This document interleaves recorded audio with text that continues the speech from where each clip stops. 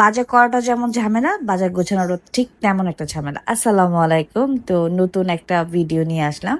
তো মাসের শুরুতেই আমি বাজার করেছি, কিন্তু পোস্ট করছি অনেক দেরিতে। তো আমার এবার মাসে একদম মোটামুটি সব কিছুই শেষ হয়ে গিয়েছিল।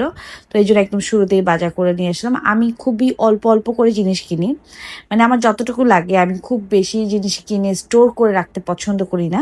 মানে আমার হচ্ছে যতটুকু লাগবে আমি ততটুকুই আনি এক মাসে। পরে আমার কাছে মনে হয় যে অনেক বেশি জায়গা ওয়েস্ট হয়ে যায়। আমার মতো কে কে আছে নাকি, অনেকে আছে অনেকগুলা করে কিনে রাখেন।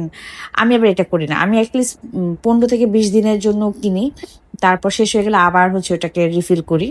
আমার হচ্ছে এরকম একটা অবস্থা। কিছু কিছু জিনিস হচ্ছে 1 মাসের বেশিও যায়, কিছু কিছু জিনিস হচ্ছে আবার কমও যায়। কারণ আমি হচ্ছে একসাথে করার চেষ্টা করি, তখন আমার সিঁড়ি দিয়ে উঠাইতে হয়, একটু দূর থেকে আনতে হয়, তখন আমার অনেক হ্যাসেল লাগে।